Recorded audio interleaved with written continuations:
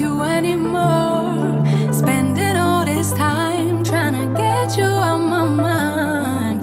Oh, it feels so good to take you off the pedestal. I don't know what I was thinking. Let it be more than drinking and going back to your place, never to see you again. That was simply delusion, followed up with confusion. That was just substitution for a lonely bed. So that's impressive, how much you're messing with my feelings in my heart. Oh, yeah, yeah, that's impressive, how much you're messing with my feelings in my heart. Oh, yeah. I'm going back to the table, I know they saving us for the stable friend. Here I go again. I'm about to say good morning, good morning, good morning, good evening to everyone, man. Good to see all of you. Welcome again to Like It or Not here on the Benjamin Dixon. So y'all, good evening, everybody. Hope y'all are doing well. Y'all come on in, get situated, get whatever it is you need. Get your evening going. And don't forget, Patron Party directly after this, so you don't want to miss it. It's going to be a movement, y'all. Welcome, everybody. Good evening, y'all. Hey, hey, hey. I gotta hit the beat. I gotta hit the beat. I gotta hit the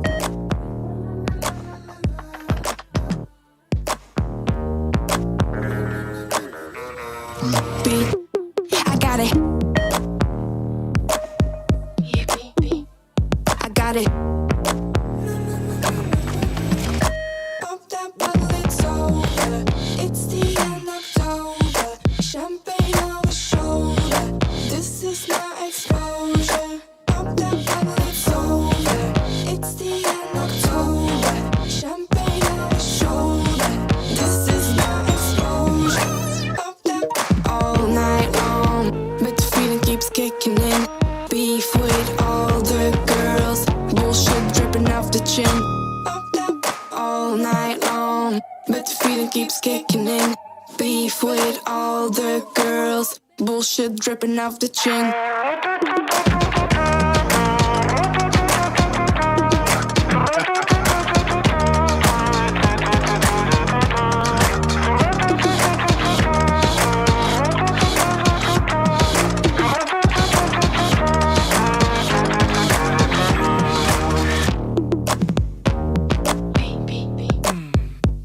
Welcome, y'all. Everybody, come on in. I gotta hit the beat. I gotta hit the beat. You drop this. Yeah. Like they're bringing anything to the table. Bro, I'm not your son, see I'm able. I do my own bits. Limited edition, no some missing classic shit. I know that you're feeling it. Feel mad, cold nights feel heavy. Same place, going in the heart of the city. Nitty gritty feels iffy and the eyes feel shifty. The shit we're in, yo, it's all mad risky.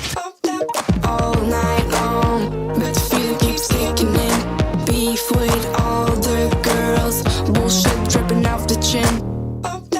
All night long, but the feeling keeps kicking in. Welcome again, everybody. If you're just now joining us, welcome again to another episode of Like It or Not with Rebecca Azor.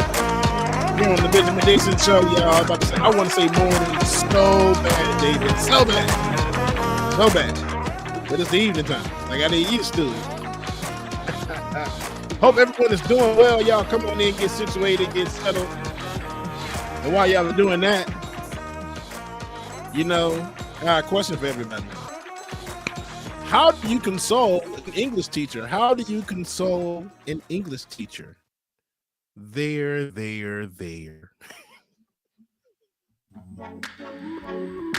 I'm gonna wait to let y'all figure it out, see if y'all get it. Nat A, welcome. Happy birthday to you, Nat A. Good to see you as always. Fake Rivals, good evening. Roller Dragon, how are you? The week was a long one. A long damn week. Mark Saunders, what's going on, Mark? Tyler Hackner, good evening to you. Did I fall? No, I mean I fell from grace because I'm a freaking angel. That's it. But no, I didn't fall, brother. What are you talking about? Sydney Butler, good evening to you. Too late, Sydney. Now that you didn't already post there. When I get in work, I immediately hide. When I get into work, I immediately hide. Good employees are hard to find.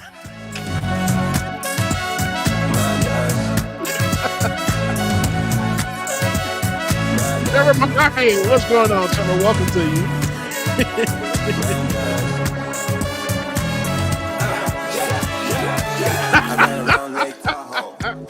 Damn it, Roller said, and hit your damn head with jokes like these. Damn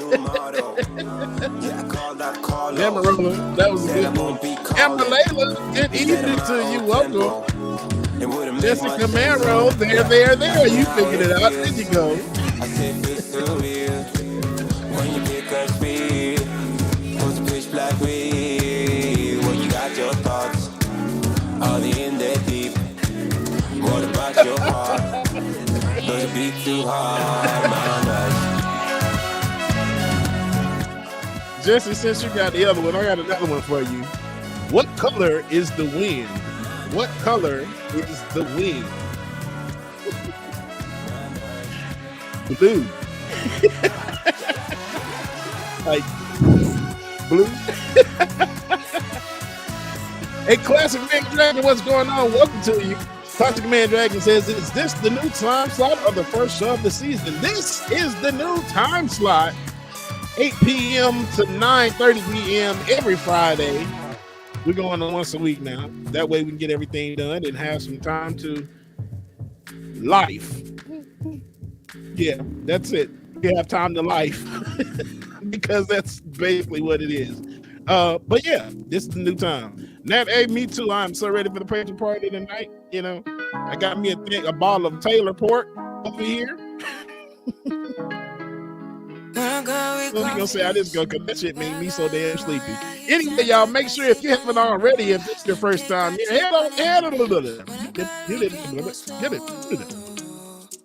that means head over to Patreon, patreon.com/likeItOrNot, patreon.com/likeItOrNot, become a member today, or patreon.com/the BPD show. Y'all make sure y'all go ahead over there, man. Join either one of them. We'll see it. Kevin Eller, good evening to you. Bluebird on my shoulder. Trevor, you got it, Trevor.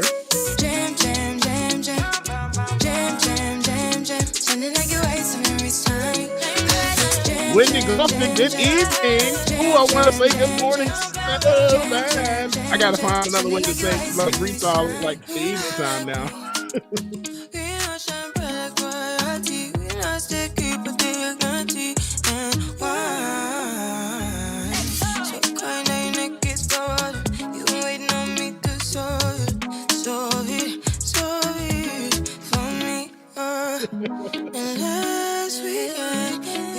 Jam Tomb says, Bubba, what do you call two cops playing tug of war? What do you call two cops playing tug of war? Jam Tomb, what do you call it?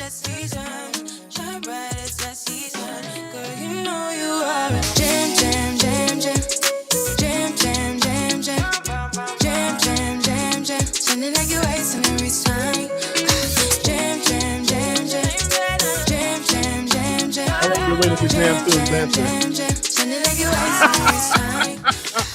Pulled pork. Pulled pork. I can't stand y'all.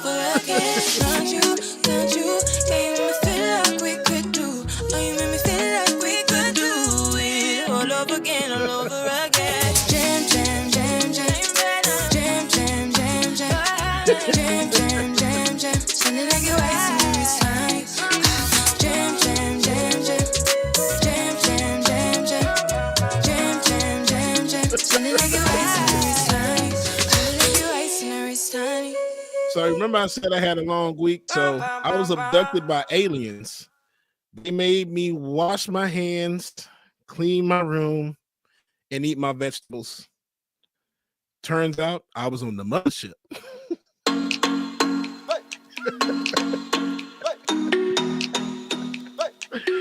Jules T, good evening to you. A.R. Walker, what's going on?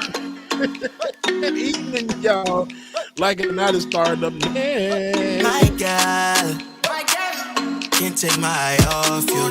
Can't take my eye off you.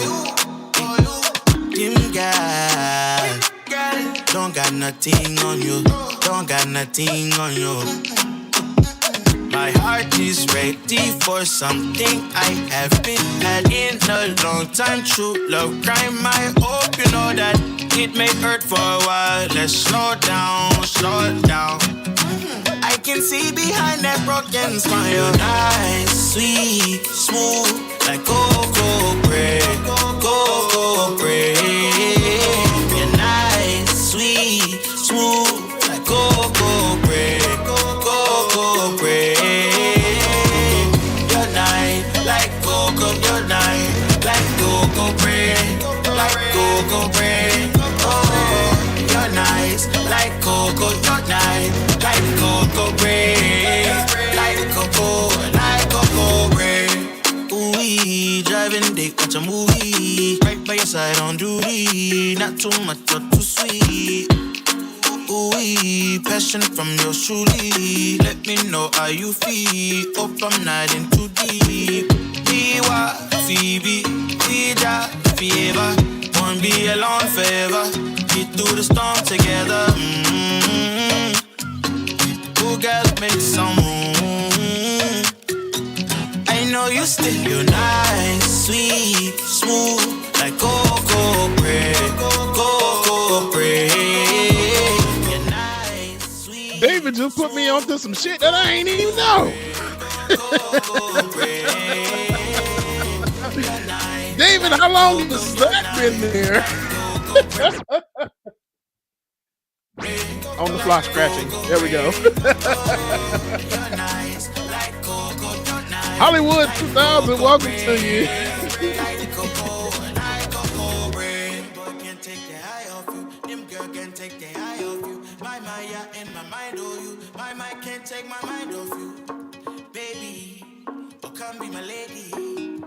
All right, y'all, let's get this damn thing started. But before we do, of course, I got to get my music set up real quick first, okay?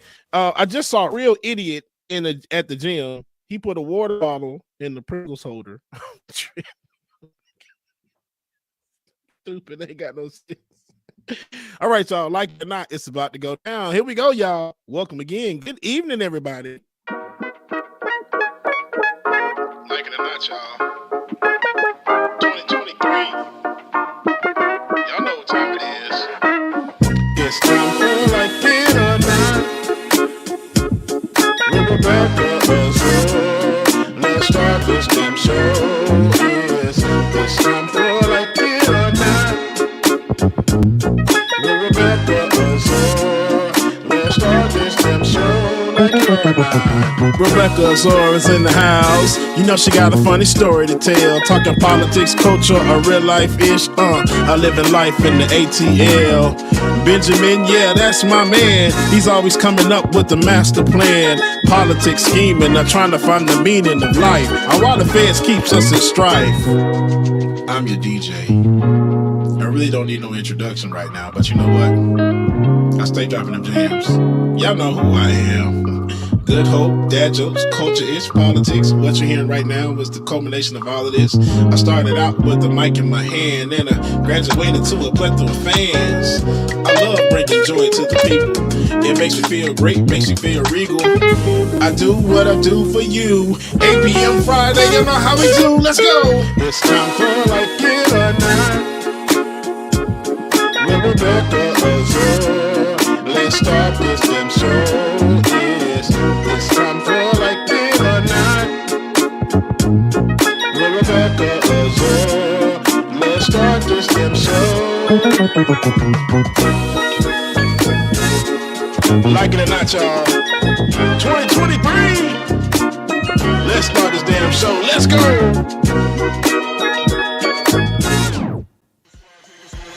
Like it or not starts now.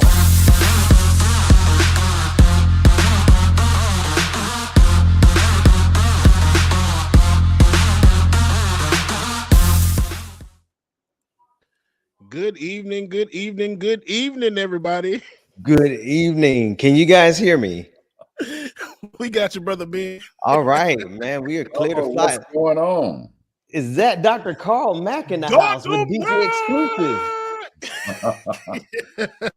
And I'm over here grinding. I'm grinding away. I'm in the middle of research. I'm trying to research and talk to y'all at the same time. Oh, what you working on now? Well, you know what, James? We probably should start at the beginning. So we're here. Rebecca's not here tonight, but what? Hold on. Come the fuck up out of here. Another reason why we need to move to 8 p.m., y'all, okay? Oh man, yeah. Rebecca double booked. Going to Friday nights takes a little bit of an adjustment, but we're here, and we got some throwbacks in the house. We got Dr. Carl Mack in the house. Right. What you researching, Dr. Mack? I don't know, man. I'm still trying to get over the Queen not being here right now. So let me, just let me stay in my feelings for a minute. All right. Understood, overstand. Hang on one second. I'm gonna switch. I gotta switch to some headphones. I don't know how Rebecca does the show without headphones in her ear, man. I can't do it. For 3 years, we've been trying to find out. Like, girl, put your headphones in. And she just doesn't want to do it. I all kind of echoes be coming back from. I'm like, you don't hear that? It's the things we suffer through to for the Queen. That's the responsibility. You do that for the Queen. Hey, Rebecca, I know she's in the chat room somewhere. Glad to have you in the chat room. We're here. But listen, we came to Friday night because we wanted to consolidate as well as have a little bit more fun than we normally do during the morning show. DJ Exclusive, I wasn't here last week, man. How did everything get started last week? It actually went pretty good. Had a great viewers come through. It was well. David did his damn thing, especially was able to put comments and everything up on the screen. It made it better, honestly, in my opinion. I loved it.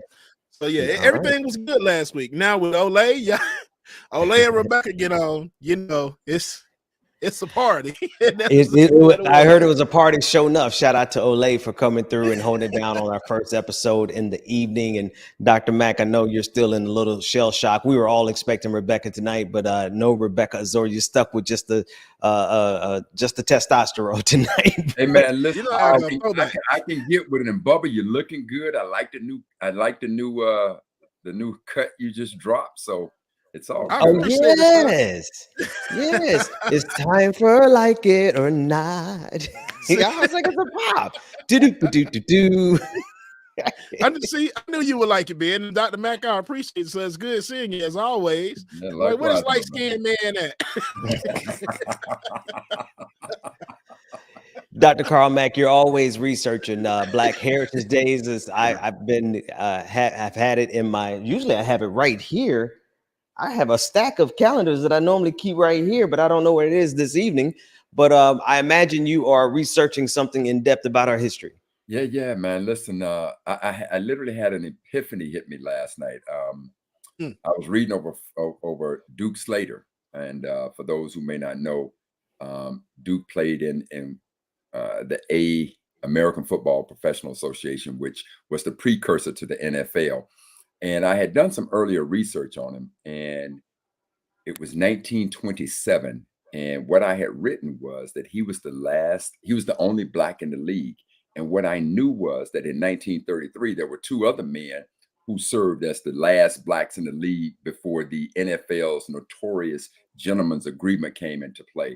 And the Gentleman's Agreement was spearheaded by George Preston Marshall, who was the owner of the now Washington Commanders, but it was the Boston Redskins or Washington Redskins as it was. And so what they did was they had an agreement, and they literally started this back in 1926 to rid the NFL of all black players. So by 1933, it was done. And so the way that the color line was broken in 1933, actually it was broken in 1947. There was a ball player by the name of Kenny Washington who went to UCLA, and Kenny Washington had a pretty famous teammate that played football with him. You would know him as Jackie Robinson. So Jackie Robinson, of course, broke the color line in baseball. And so in football, you had the Cleveland Rams.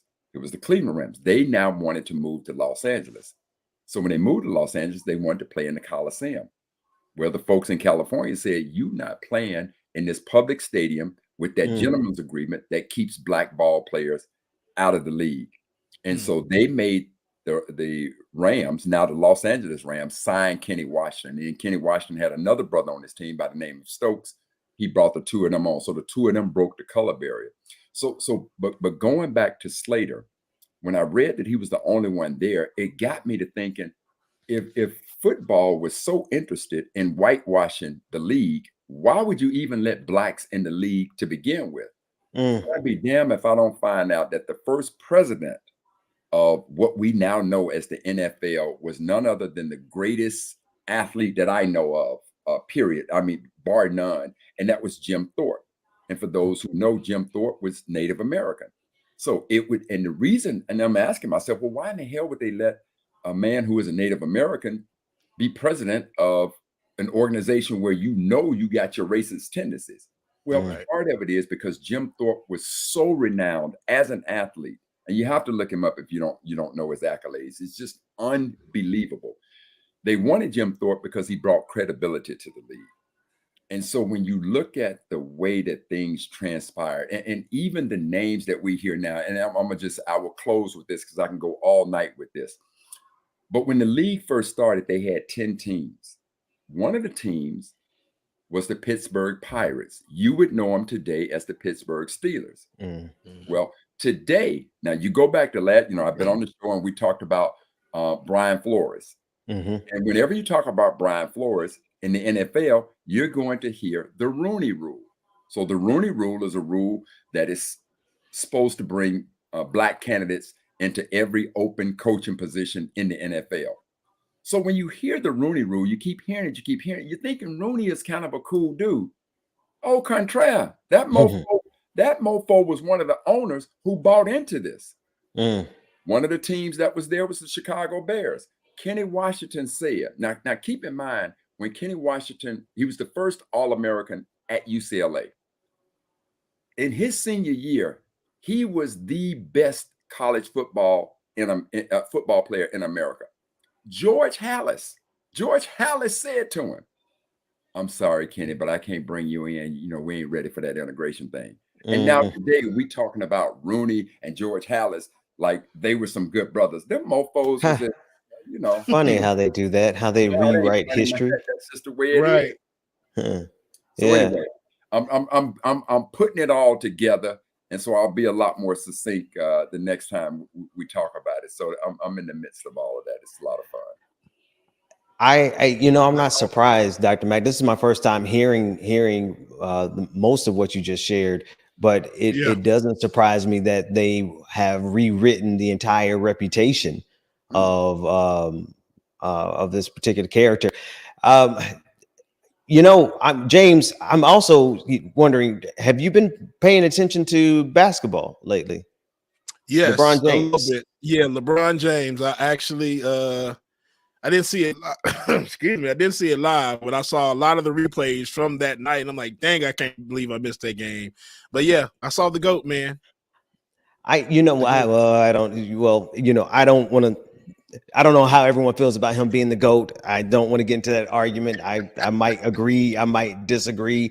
But as you speaking of just the legends and the greats, whether it be NFL, whether it be NBA, just looking at him surpassing, I did not know that, again, I haven't had a chance to watch basketball in a long time. I kind of stopped watching because of LeBron. When LeBron left Miami and went back to Cleveland, that soured it for me for a little while. I felt some kind of way. But shout out to him. I'm not going to be a hater all my life. Shout out to LeBron James. He's at 38,390, surpassing Kareem Abdul-Jabbar's 38,387 scoring points during a regular season. Dr. Mack, I know you are a sports ball kind of guy. What do you think about LeBron James, since we're talking about sports here?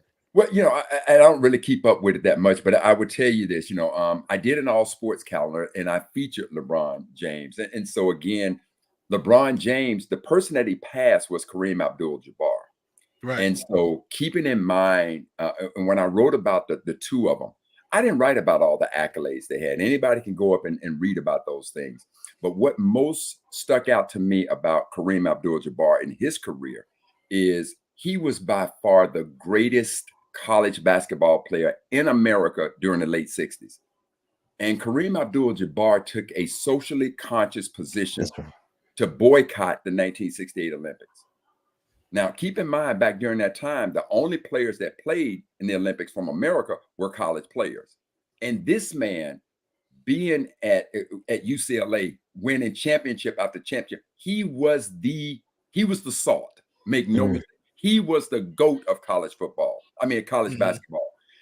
And Kareem Abdul-Jabbar said, I will make because there was a lot of conversations from a lot of athletes, Professor Harry Carson, with the Olympic Project for Human Rights. And this is where you've seen the iconic stance of Tommy Smith and John Carlos, Peter Norman. But Kareem was a part of that discussion. And Kareem said, look, I can make a bigger impact by not going to the Olympics and winning a gold medal and then coming back to this oppressive country known as America. So that was the beautiful piece historically that I wrote about with Kareem. And then likewise with LeBron. I mean, you can talk all day about his accolades in the NBA, but the thing that most stood out to me about LeBron is when he started his I Promise initiative, where he looked at what was going on in his hometown, in his home state of Ohio. That's right. I'm going to do something about it. So now he starts this initiative to get Black kids to stay in school, to graduate, and then to go on to college. And so for one GOAT to pass another GOAT, it was beautiful to me. It was about as poetic of justice as one could get. So those are the things, I absolutely love about both of those men, is that whole social conscious thing. And again, when I wrote about LeBron, I also wrote about from the standpoint that LeBron used his platform to lend his voice to issues that were plaguing us around Black Lives Matter, Breonna Taylor, Trayvon Martin. You go down the line. So those are the aspects of these two men. Those are the aspects of athletes that I love. The Colin Kaepernicks, the Eric Reeds, Kareem Abdul-Jabbar when he was part of the Ali Summit, Bill Russell. These are the type of athletes, that the Kurt Floods of the world. These are the people that I gravitate more to in that area of their life versus, bouncing the ball, running the ball, throwing the ball. X. I got nothing to add to that. I go from one sport to the next. Let's go back to the NFL. Any picks this weekend before we get to the news? We got folks in the audience. We got plenty of news. You already know what's happening around the world, and you already know that most of these stories keep me on a hair trigger edge. So we'll get to the politics and news. But as we're just talking about the role of Black people and athletes, Black men in sports, and their role as leaders, or whether they choose to be leaders or not. It is something that we are making a little bit of history this weekend of the Super Bowl, the first time that we've had two starting African-American Black quarterbacks. What are your thoughts on the game coming up this weekend? Ben, again, as I'm talking to you about the history of the league and how they tried to whitewash us out, and then we come back in, and then you see what happens with the first Black quarterback, Doug Williams, to play in the Super Bowl. And I remember, because I was, at the time I was an avid Dallas Cowboy fan. And of course, the Cowboys and the Redskins were mortal enemies to that degree. But I can remember watching that game and cheering like never before for Doug Williams, not to mention that he went to Grambling, played under the legendary Eddie Robinson. And then when you think about Coach Robinson, you also have to think about James Harris, who was the first Black to start an NFL season. Marlon Briscoe, the first Black to actually play quarterback in the league. You have to think about Russell Wilson, who is the first Black quarterback to start 2 Super Bowls. You have to think about Tony Dungy and Lovie Smith, when those 2 Black coaches met in the Super Bowl. You have to remember Mike Tomlin, when he, as a Black coach, won the Super Bowl. So and then Patrick Mahomes, now about to join Russell Wilson as the second Black to start. Then you look at Jalen Hurts, right? And the thing I love about Jalen Hurts, and I don't know if many people know this, but Jalen Hurts' agent is a sister. That's right. So That's right. the that he's now using this time to help promote. It's those aspects that I love about it. So, but if you had to ask me, who do I think will win? It's without question Philadelphia is going to beat the brakes off. I knew you were going to say it. Jay, remember, man, I can't. Every time I bring this brother name, bring him up, I can't remember. Darren. I was going to call him Precious. I don't remember. Oh, man, Darren. I'm glad he's not on tonight's episode. He's a brother from, he's a radio announcer for the Kansas City Chiefs. It would have been something to hear you guys go back and forth about who's going to get the breaks beaten off of them this weekend. Well, being, the other thing about it is, this closeness is next week, I'm going to Kansas City. I'm gonna be in some theater doing a Black History presentation. So I'm going to Kansas City. So I'm hoping nobody from Kansas City is watching the program tonight. But the truth be told, the beautiful thing about both Mahomes and Jalen Hurts is they're both very class individuals. I just think pound for pound, man, Philly's a beast this year. They're an absolute beast. Yeah. But at the same time, you can never, ever count out the magician, man. Mahomes is something special, so. Yeah. No, that brother is something special. I don't think I'll be watching just because I have not really been into sports ball much over the last through the pandemic. That's nobody's fault but my own. I mean, I could have tuned in, but I'm looking forward to history being made. And Dr. Mack, I did find out that his agent was a Black woman. That was really good news to hear, especially because of how much wealth and money is tied up in that particular part of the NFL, and to see it to go towards a Black woman, that's really something there. So it's beautiful. It is an absolutely beautiful, beautiful thing, and being it, and it resonates. All of these things resonate a lot with me because I'm going back and I'm looking at the history of the league and how nefarious they were. I mean, let me just say this about Washington. When I think about it, now George Preston Marshall was the owner of the Redskins, right? And he was so bad that the Washington Redskins were the last NFL team to integrate.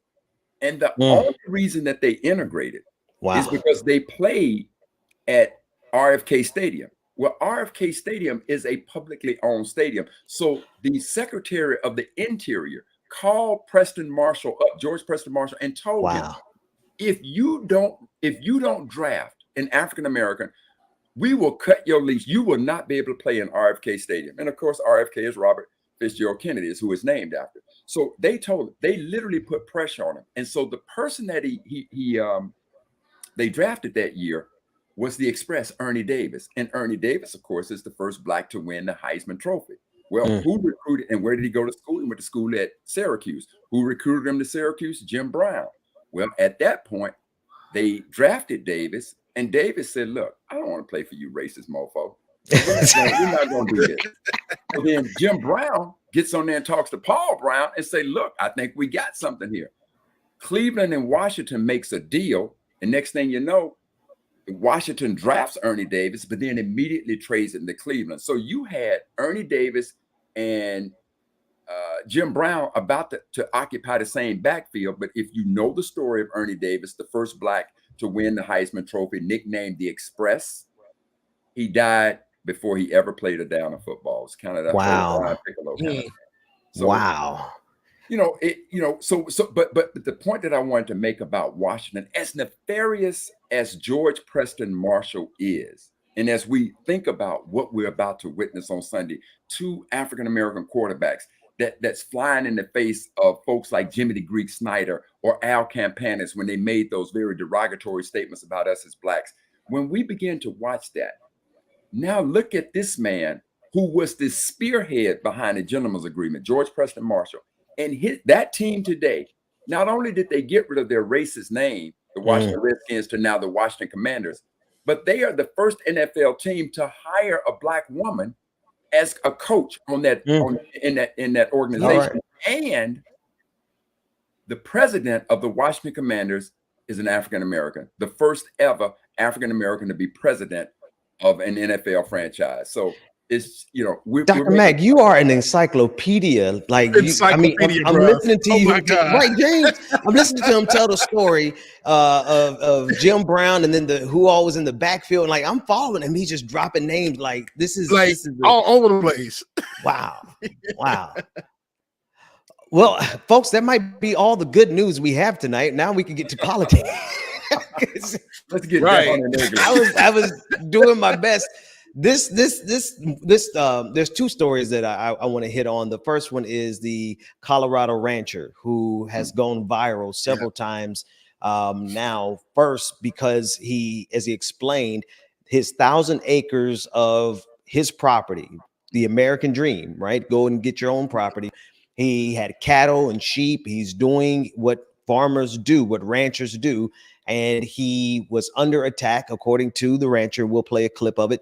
He was under attack from his neighbors who were doing everything from gutting his pigs to poisoning his sheep, just burning one of his flags that happened to say Black Lives Matter on it. He has been harassed repeatedly. Now, a twist in the story, I'm just finding out, the rancher, the black rancher, has been arrested and was arrested for harassment because of the number of times he has filed complaints and different exchanges he's had with the neighbors. There's a lot to this story, but I want to play this first clip, this explainer giving more background of what's happening to this family. It's a family of ranchers headed up by the father, Courtney Mallory. I want to share with you about what's happening to two ranchers in Colorado. Courtney and Nicole Mallory own 1,000 acres in El Paso County, Colorado. And despite Nicole being a U.S. military veteran who waves her military flag on their ranch and being a part of the church community, as well as feeding the residents in El Paso from their food from their ranch, they are being terrorized by locals who want their land. As seen here in the footage, locals have been jumping the fence. They have slaughtered their livestock, poisoned their dog, and has driven by their house waving guns. Nicole was ran off the road when she was coming back from church. Courtney states that there was a woman that pulled up in his driveway and said that she was supposed to own the land and made threats about unaliving their dog. What's worse is that the local sheriff isn't doing anything about it and is being investigated now for being a part of this terrorism. And they have actually issued a warrant for Courtney and Nicole because of their complaints against the local community and the sheriff. So they're actually facing criminal charges for reporting everything that's been happening on their land. So here's my thoughts. They told us to pull ourselves up by our bootstraps. They told us to stop using the race card because, you know, racism doesn't exist anymore. You know, one of the largest lawsuits that ever happened in the United States was against the USDA for discriminating against Black farmers. We know that Black farmers make up a very low percent. I think it's less than 2% of all farmers today. What racism does, it puts fear in you. And that's exactly what they're trying to do to Courtney and his wife. His address has been leaked in a local Facebook group to where now he's in a witness protection program. And this sends shockwaves out. So now so many other African Americans are saying, you know what? I don't want to farm. I'm scared to go into these areas. But we can't let fear stop us. Here's the call to action. There's a protest that's going to happen at the Denver Capitol coming up. Pause to read. In support of the Karen Act, as well as numbers to call. Now, that sister, her name is Pamela Smith.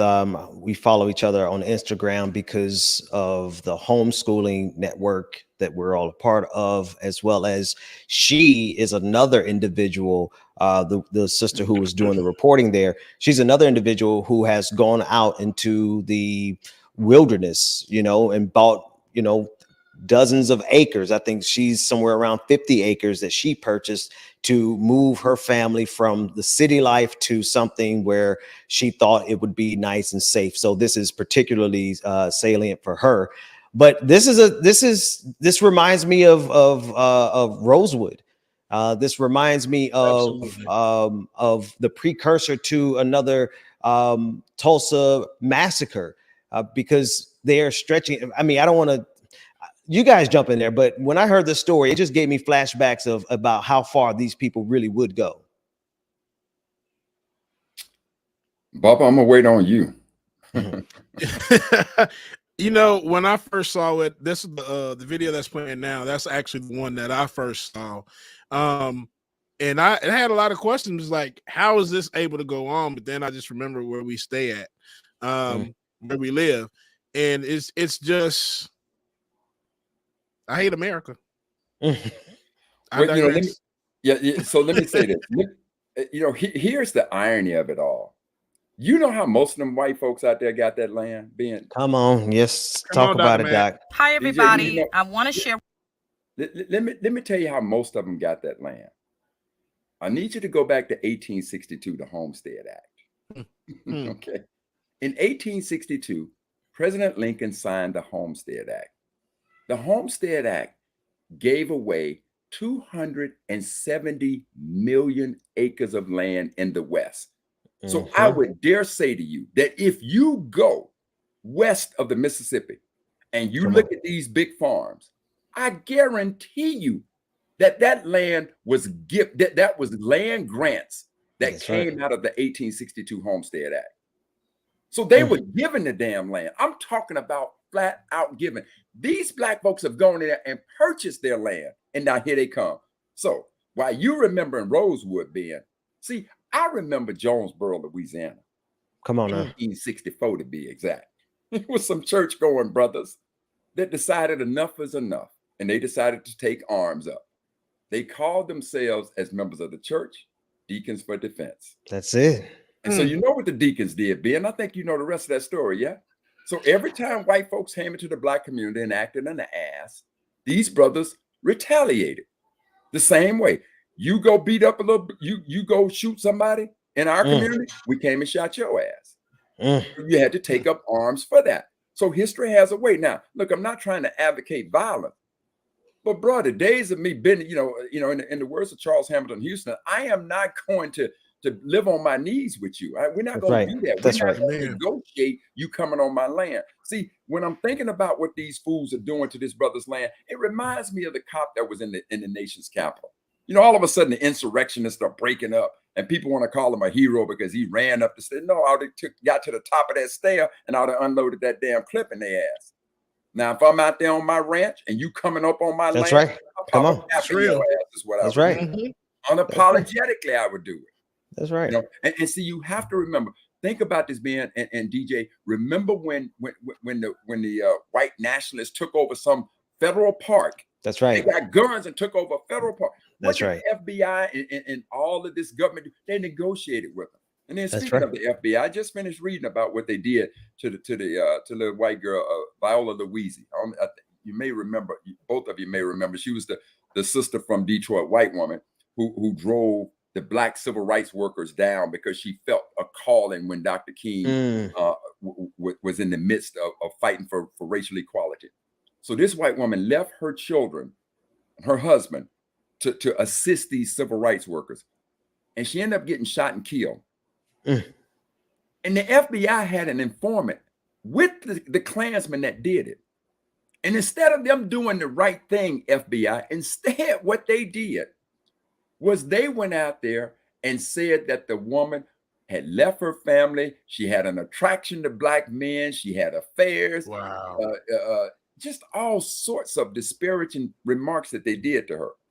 So see, right now, we ain't the only ones that know what's going on with this black rancher and his family. That's right. Higher authorities know. They That's have right. to. Don't cast us out there and do something about that. That's right. Because the sheriff ain't no more than a modern day Boo O'Connor with what he Come on, man. Come on. Yeah. And as you just saw, they said that the prosecutor is the sheriff's wife as well. Oh, too. yeah, Jam Toon just said that as well too. Shout out to Jam Toon for putting this on our radar as well. Yeah. This is there are just so many different examples of how they get away with this, and it rests right there with that sheriff and his wife, right, being the prosecutor. After those kind of relationships, they know each other. They're a small knit community of people who protect these thieves, these murderers, these people coming. I mean, they can get away with murder in this country. So to see them attacking this brother for his 1,000 acres and nobody do, and not only did they not do anything about it, they arrested him.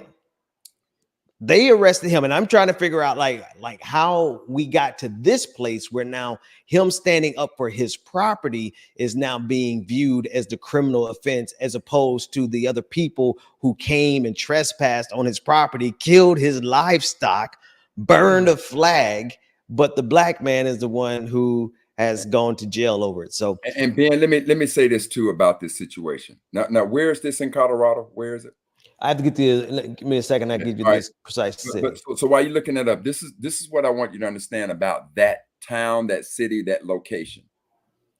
It's easy to paint the sheriff and the few renegades, the reckless, racist renegades who are doing what they're doing. But to all the people who are sitting silently and ain't doing a thing, you're just as damn guilty. You're just as guilty. Talk about it. You know, in the words of Dr. King, it comes a time when a man's silence is criminal. And you know what they're doing, and you don't say anything to stop it. It ain't your issue. You're just as guilty. You're just as horrific. El Paso County. That's the same. Go ahead. You about to say it too, Ben. That Bobert's district. Lauren Boebert. that says that. Wow. Honestly, it does say a lot. It really does say a lot when you see the question. kind of person they elected to Congress. Yeah, that says a lot about that district. So, but there's a couple of good highlights coming out of this. There have been a lot of people who are organizing. Of course, they have the rally that's going to take place at the Capitol on the 17th, but also a couple of brothers from that I know organize on the national level. They're starting to organize gun clubs, including the Black Panthers, to go and provide security for that man's 1,000 acres. And that's a large undertaking, but absolutely show some force there, without a doubt. All right, let's get a little bit deeper. I was going to go to this story, Brother Mac, when you mentioned about the call from the NFL, the game that you referenced, where they said either you hire someone or you're not going to play at the hire someone black, or you're not going to play the RFK.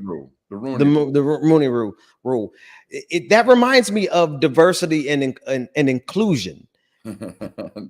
But we are literally at a stage, and we have a particular story out of Texas.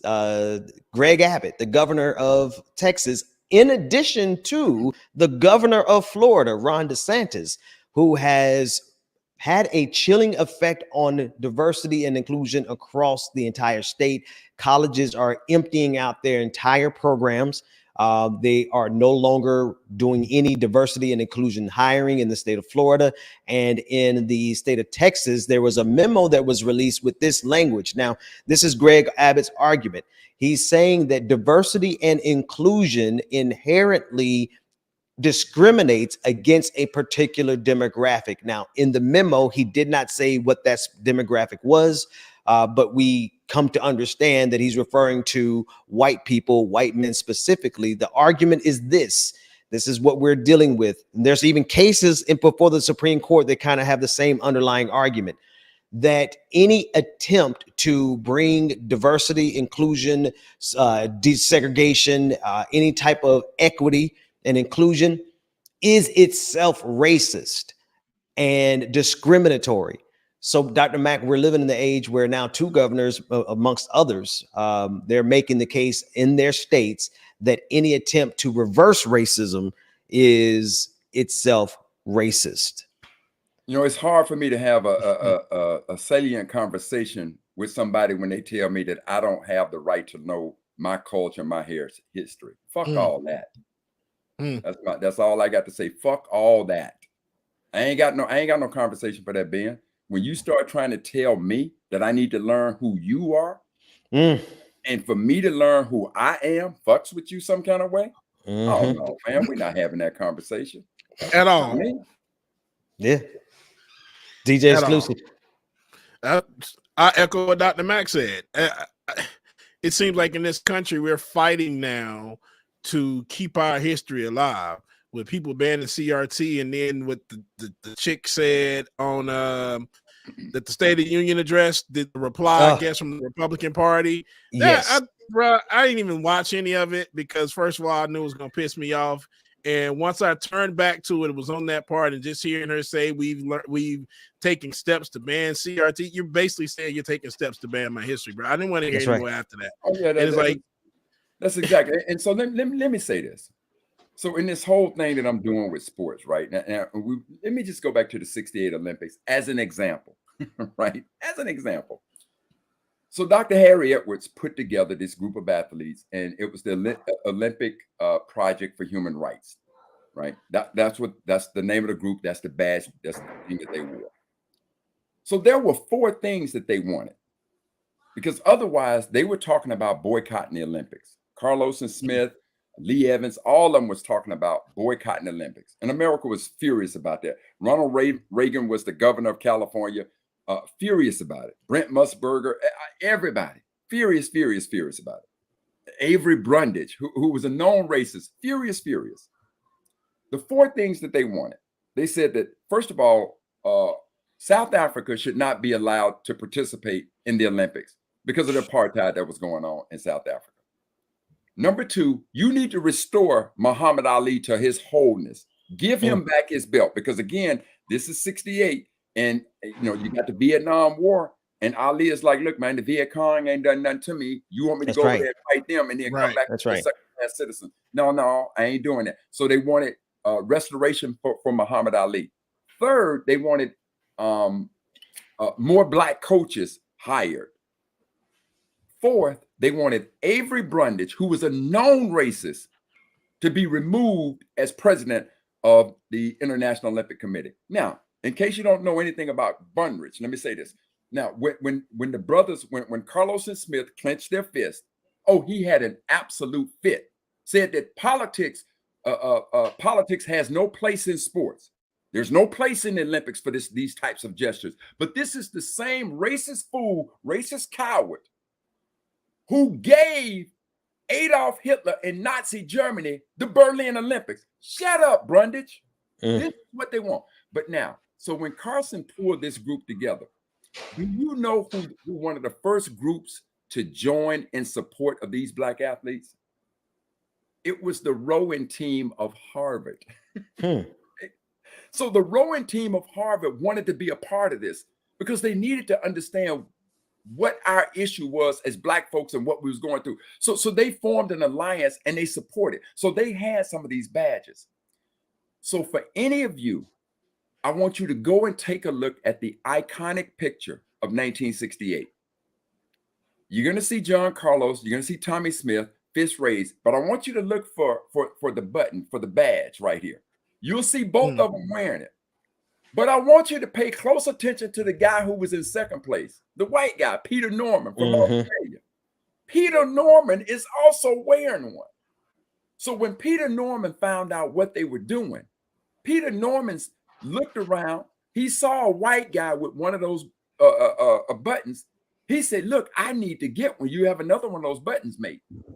And it was a guy from Harvard that said, "Look, if a white man wants one of these buttons and he understands what this is about, and he's down with human equality, I'm going to get him one." And he said, because he didn't have any extra buttons, he gave him his.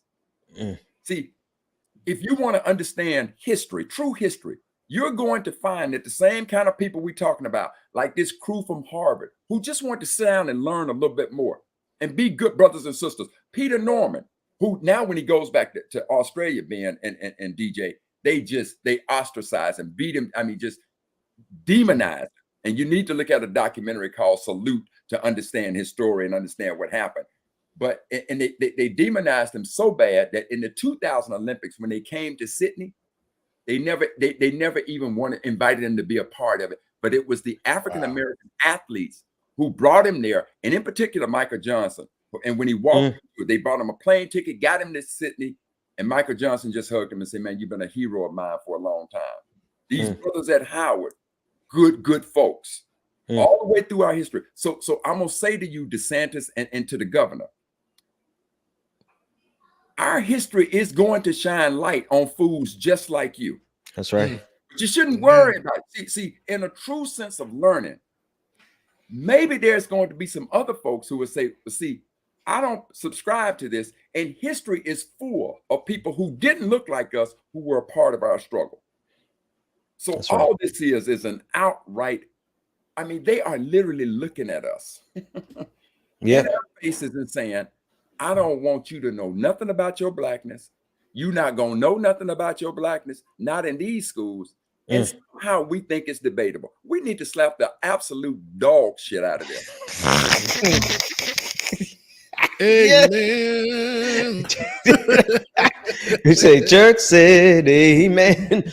Listen, man, like I have y'all seen the videos that have come out of Florida, North Florida, Duval, where entire libraries have been emptied because of the Stop Woke Act, and they're trying to make sure that none of the books teach about the actual phrasing from the Stop Woke Act is interesting. It doesn't want any lessons that make someone feels uncomfortable, right? That's right. These bookshelves are empty, and now, but here's the thing that jumps out to me: there are people who are, I think they finally get it. For a long time, I used to worry that America wasn't really paying attention to the coup, the takeover from these right-wing fascists.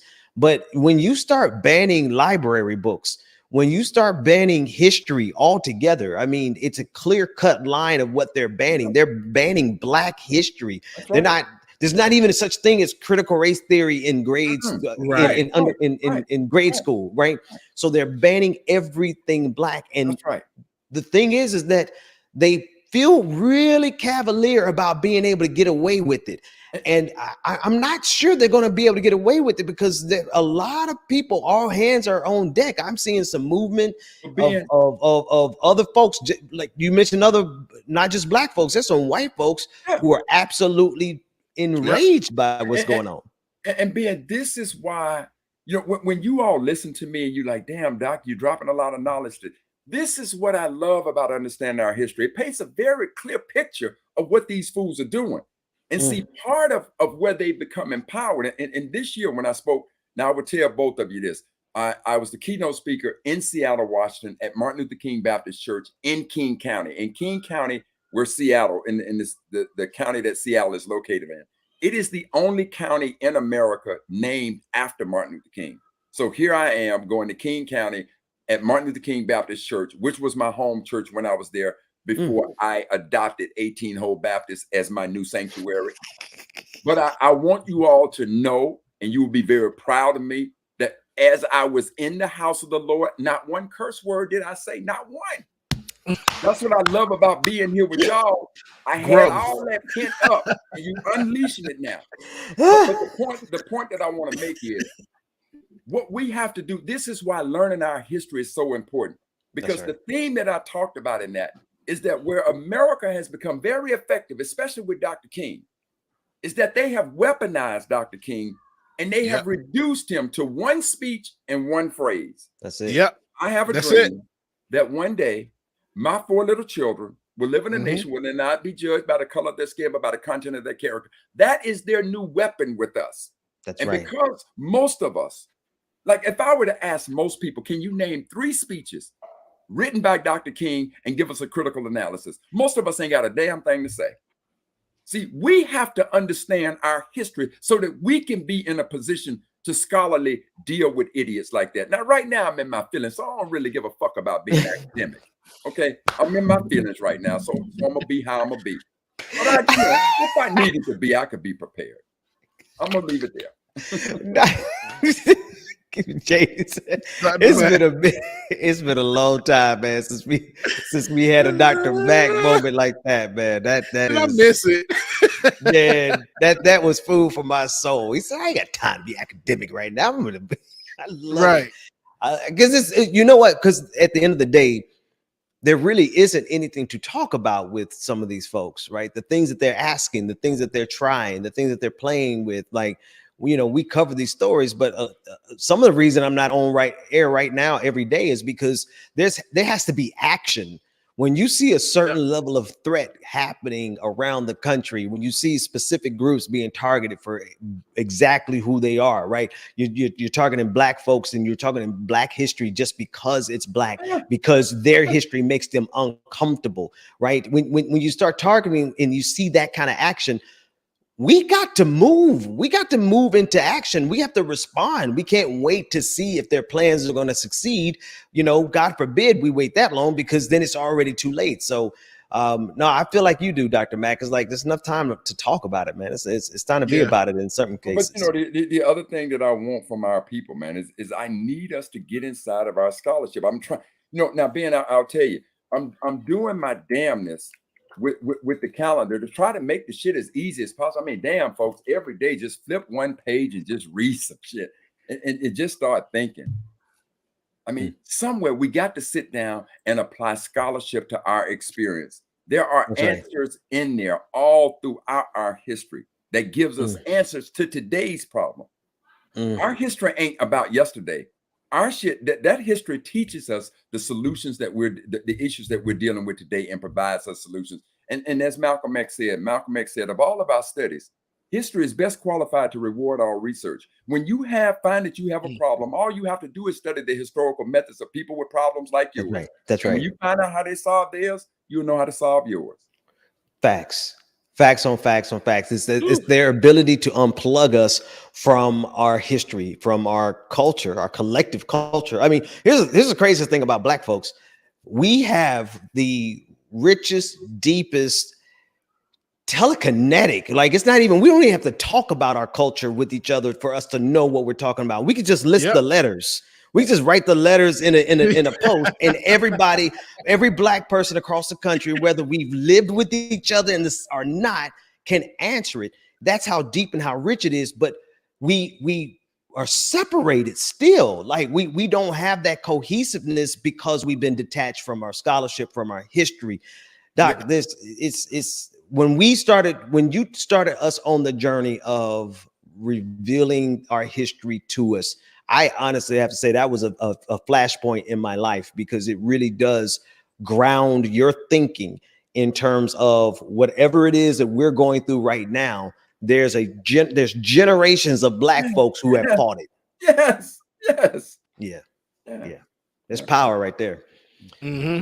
One quick correction. Let me do a quick correction before we go to a quick commercial. I know we're all over the place in terms of time, but it wasn't Lauren Boebert's district. It was Doug Lambarnes. My screen is a little scrambly, but Doug Lambarnes. Either way it goes, birds of a feather flock together. They're two of the same, but we're going to keep showing some support for that brother out there in Colorado who's facing that. And actually, let's do one more story before let's leave a little early, because I know we have the patron party coming up in a few minutes. Ben, let me say this before you say that. Yeah, I just miss you and Bubba and the Queen. Oh man, I miss y'all. What? They miss you too, brother Mac. Like that. I'm sitting right now, man, and I'm trying not to get in my feelings and cry, but I'm feeling y'all right now. Thank you. I love you guys. Don't do it, Dr. Mac. Man, play some music, man. Y'all about to It's okay. I love you guys, man. I love you, brother. Thank you. James, remember that episode you and me sat on the screen and cried? Bro, what? That was a tough episode. So we man, don't do, because Brother Mac, don't do that to us, because we will start crying. like whole ass crying. Like, no shame. Big old Black man. I had went and got tissue and everything. I was dabbing my, because I had on makeup that day. I was trying to dab. Listen, I do have one more good story. This is a really good story. 9-year-old, Bucks County, Pennsylvania. It's home to a 9-year-old who has already completed high school and now enrolled in college. Thanks to Rebecca Azor for dropping that on us. David Balagun tested out of elementary and middle school shortly after enrolling at Reach Cyber Charter School in Harrisburg and began his high school studies. Although going to college early was not his original plan, he changed his mind after realizing it was possible. Shout out to the 9-year-old aspiring astrophysicist is what he wants to do with his life. A young Neil deGrasse Tyson. Congratulations to that young black brother. Y'all remember this man's face. He's probably going to be the one that's responsible for time travel. Watch what I say. Ben, I'll say that, again, all of it's going to be about history. When I'm listening to you tell me that story, you and Bubba, the name that comes to mind is George Washington Henderson. Now, if anybody knows anything about academic achievement in this country, you know that Phi Beta Kappa, when you're Phi Beta Kappa, it is the most prestigious honor society in this country, right? The most prestigious. Been around for hundreds of years. Well, George Washington Henderson was born into slavery. And when the Civil War started, he escaped when he was 15. So he gets up to the Vermont area and he wants to start his education, but he is completely illiterate. The man can't read, he can't write, nothing. He begins his education. He graduates from the University of Vermont. And when he graduates from the University of Vermont, he becomes the first Black to be bestowed Phi Beta Kappa honors. The first one. He goes on and he gets graduate degrees. He goes down and he becomes the chief of theology at a university that today is Dillard University. He becomes the dean of theology at a university that is Fisk University. When he went to Oberlin, he taught Greek, Latin, and classic literature. This man went from being completely illiterate, born into slavery, and showed that type of academic prowess. Our ability as a people to use the gray matter, that's what that 9-year-old is simply doing what is in us. That's right. Yep. All the way through it. So anyway, that's what it reminded me of. So I'll leave it there. Man, that's wow. And in case you don't know, there's George Washington. My lights got him, but that's George Washington Henderson in the calendar. So where are my calendars? I promise you, it's got to be in reaching distance. Well, Ben, when you find your calendar, go to February 3rd. February 3rd. February 3rd.